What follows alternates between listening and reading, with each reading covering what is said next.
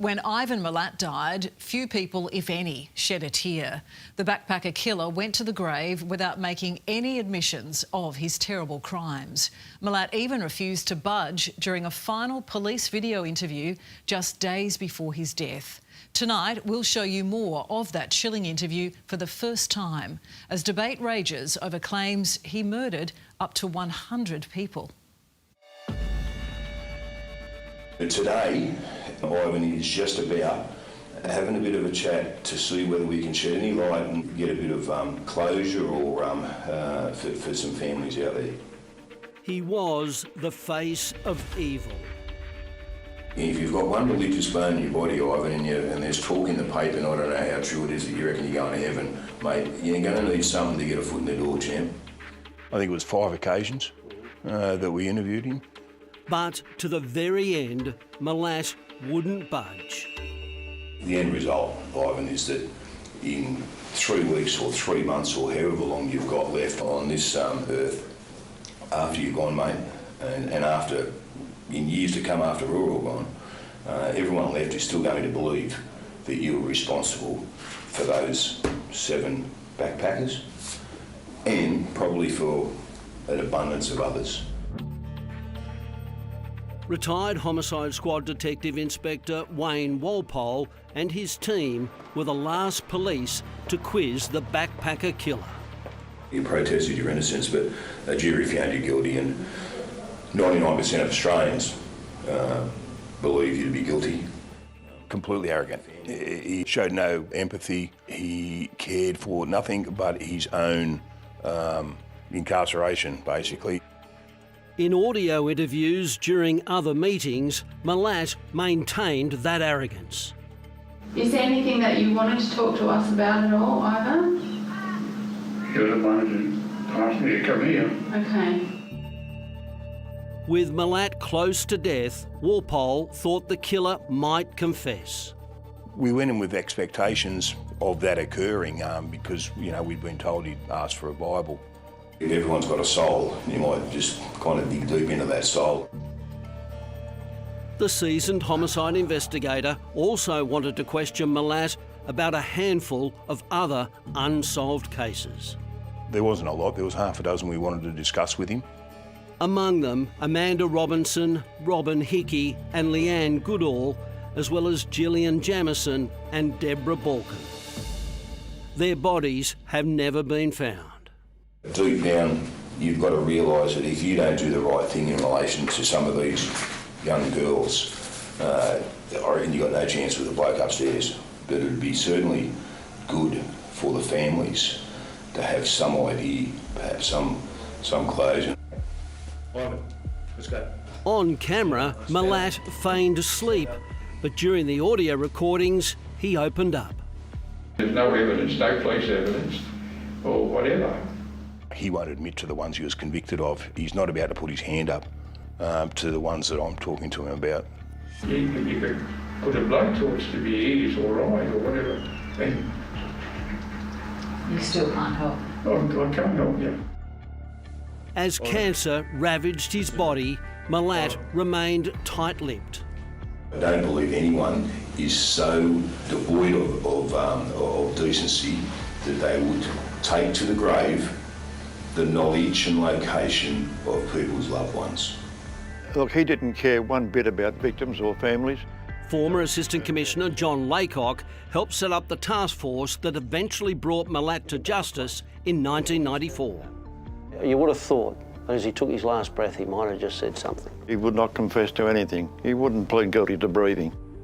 Now, a parliamentary inquiry will examine explosive claims that Milat could have been responsible for between 80 and 100 murders. It's fanciful. It's totally inappropriate. It'll give families false hope. The inquiry's the brainchild of legalised cannabis MP Jeremy Buckingham. It's like a Boy Scout trying to do a brain surgeon's job. Yeah, excuse me, but some armchair critic with no expertise in homicide investigations at all. Was Ivan Milat responsible for far more deaths than we know? We contacted Mr Buckingham, who declined our invitation for an interview. His controversial probe's been slammed by police and some families of homicide victims. You've got to have some credible evidence, some fact-based evidence, if you're going to go down this road. Why would we have an inquiry looking at a man and what he may have done, who's dead now? Martha Jabor is Chief Executive of the Homicide Victim Support Group. What's to be gained by putting family members through an inquiry that can't compel anybody to do anything? There's not a skerrick of evidence available to link him to any of those unsolved murders. Laycock is a 37-year police veteran and a barrister. He appointed Clive Small as the leader of Task Force Air, which tracked Milat down. Heavily guarded, the former truck driver was sped back to Campbelltown Police Station. When Milat was arrested, detectives discovered he kept trophies of his murders. There was a total of about 500 separate pieces of property, photographs, camping equipment, etc., personal property that were taken possession of by the task force. Tellingly, the only souvenirs that were located belonged to the 7 backpackers.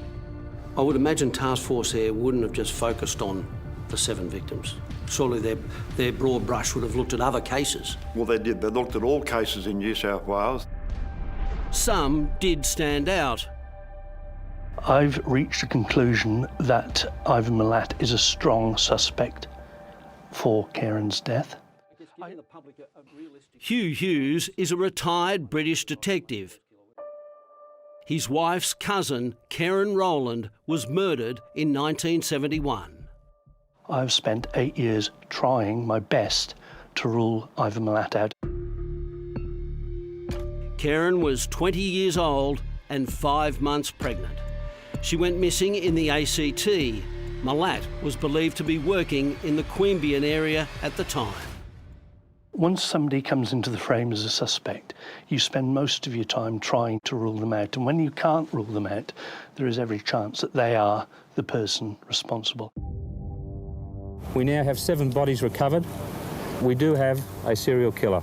Before Assistant Commissioner Clive Small died last year, he confided to Hugh Hughes that he suspected Milat had murdered Karen. Shared information with me that the New South Wales Police had, which I've tried to get corroborated through AFP. At one point they said this information didn't exist. Hughes is here to present a 47-page submission to the parliamentary inquiry. Where we think there are holes and gaps. He admits suggestions Milat was responsible for up to 100 murders could be detrimental to investigations into some of those cases. As we know, 98% of all murders, the victim is some way connected to the offender, and they're pretty easy to solve. I've been around policing long enough to know you don't put all your eggs in one basket. But he maintains Australian Federal Police investigations into Karen's murder were flawed. I think they lacked the depth of experience to deal what has become a stranger murder. 2 other possible cases are those of Peter Letcher and Diane Panaccio, both hitchhikers who were murdered in the 80s and 90s. We have come here purely to try to get some closure and comfort for families out there who deserve it. But investigators with intimate knowledge of the backpacker murders warn the parliamentary inquiry could be misleading and potentially damaging. It's an avenue that should not even have seen the light of day. It should be discarded. Former Assistant Commissioner Laycock is worried some evidence presented at the inquiry could mean the real killers will escape justice. It's going to contaminate the current investigations and perhaps do some damage and stop matters being solved. The people putting it up are just completely uninformed. It's just, there's no credible evidence. Well, that can be quite reckless and dangerous. Andy Reid's sister, mother of 2, Bronwyn Winfield, vanished from her Lennox Head home in 1993.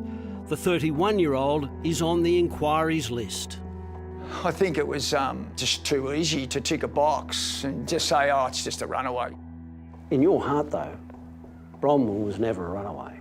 No, 100%. She just devoted those two girls. It was the last thing that she wouldn't have gone anywhere without Crystal and Lauren, no way.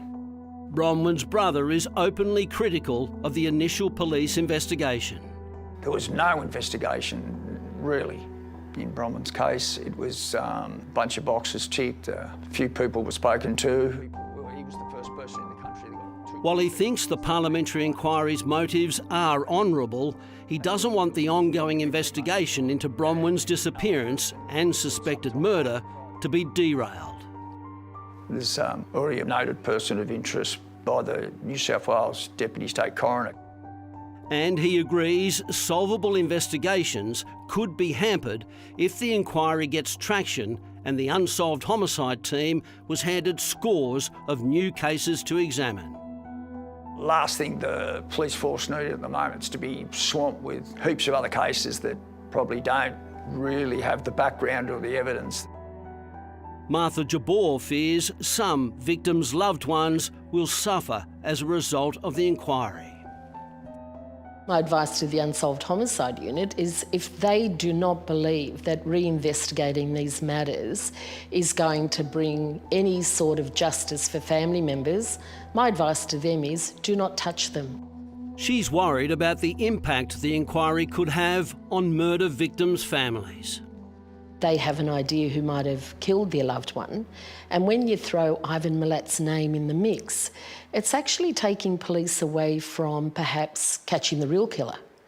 And so there are going to be killers out there going, oh, I've got nothing to worry about because Ivan's going to cop it, and Ivan's dead.